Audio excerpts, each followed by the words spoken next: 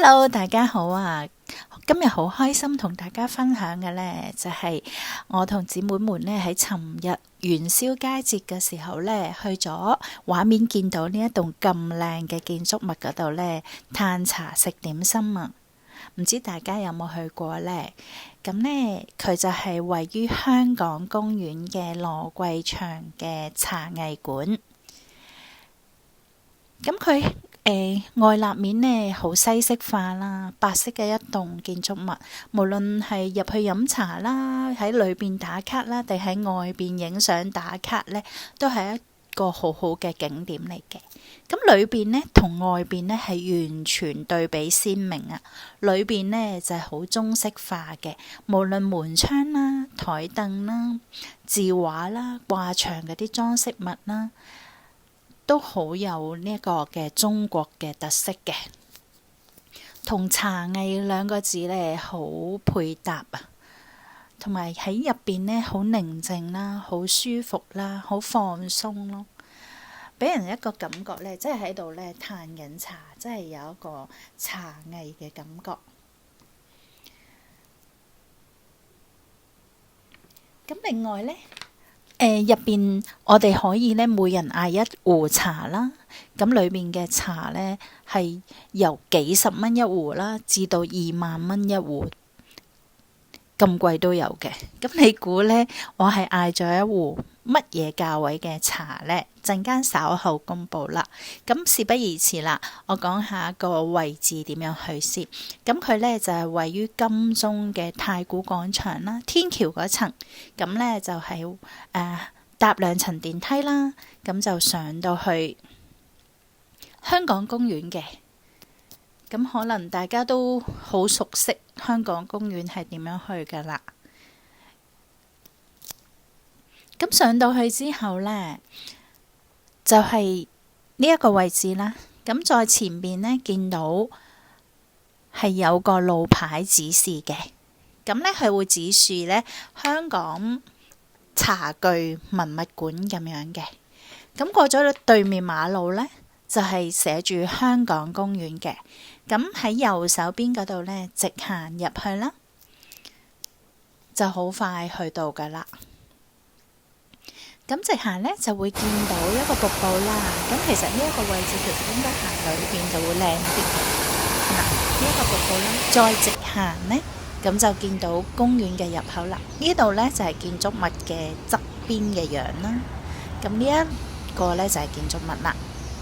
咁我影一影佢側邊呢，就係公園裏邊呢，一支柱啦，係啦，就啱啱佢嘅隔離就係呢一間茶藝館啦。佢叫羅桂祥茶藝館啦。咁入邊呢係好中式化嘅，同出邊嘅好西式化嘅外立面呢係完全係一個鮮明嘅對比啦。咁喺入邊呢，無論嗰啲飾櫃啦、門窗啦、牆上面嘅字畫啦、掛飾啦、裝飾啦，都好中式化嘅。咁佢入邊呢都幾多位嘅。咁我呢就嗌咗呢一壺茶啦。咁佢啲茶嘅價位呢係幾十至20,000蚊啦。你哋估下我呢一壺茶係幾多錢？咁佢啲點心呢，全部都係素食嘅。咁呢一個呢，就係叫做芝脆素蝦卷。咁佢呢度4件啦，就係48蚊嘅。咁個味道呢都幾好味嘅。咁呢一個呢，就係紫菜腐皮4片嘅，38蚊。咁呢一個呢，黑松露燒賣呢係好值得推介嘅。咁佢每籠呢係2件嘅，我哋嗌咗2籠啦，每籠48蚊咁樣嘅。係啦，咁點心我就唔再逐一介紹啦，係咁提供幾款俾大家參考個價格啦。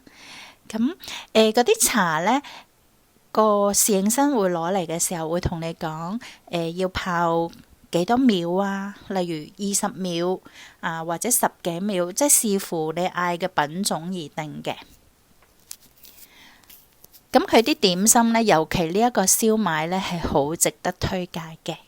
咁大家覺得呢一度飲茶係咪望落個環境好幽靜啦，好優雅，好舒服，好寧靜，係咪應該值得一去嘆下茶，食下點心呢？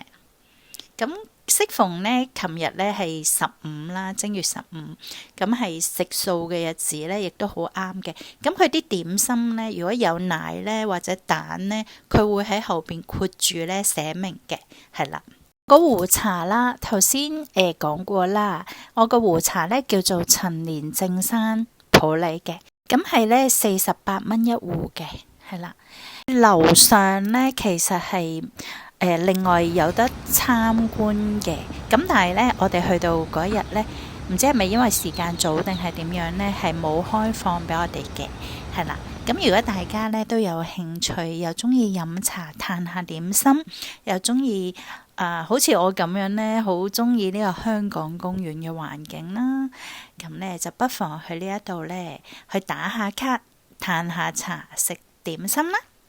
咁啦，好啦，今日呢分享到呢一度啦，記得點讚、分享、訂閱同撳鐘仔啦，拜拜。